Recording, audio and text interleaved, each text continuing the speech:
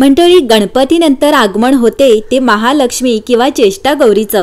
गौरी म्हणजे संपत्तीचे, समृद्धीची देवता। घरात सुखशांती नांदावी म्हणून प्राचीन काळापासून घराघरात गौरी पूजन केले जाते। माहेरवशीन घरी येते, त्यामुळे महिला गौरी पूजनाची आतुरतेने वाट पाहत असतात। भाद्रपद पक्षातील अनुराधा नक्षत्रावर गौरीचं आगमन होतं। तिचं स्वागत, आवाहन, पूजा करताना अनेक गोष्टी लक्षात ठेवाव्या लागतात।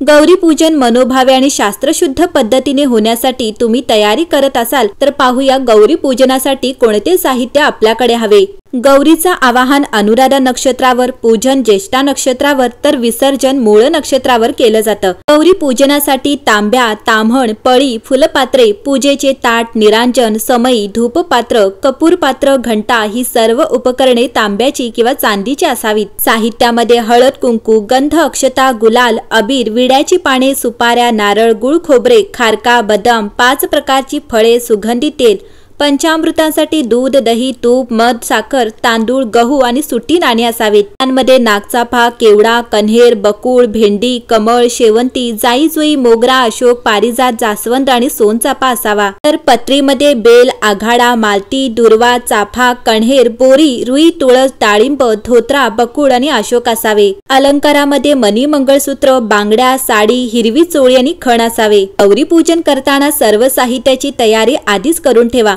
म्हणजे आयत्या वेळी धावपळ होणार नाही। गौरी भोजनाच्या वेळी सवाष्ण महिलेला जेवणासाठी बोलवले जाते, त्याची सोय देखील आधीच करावी।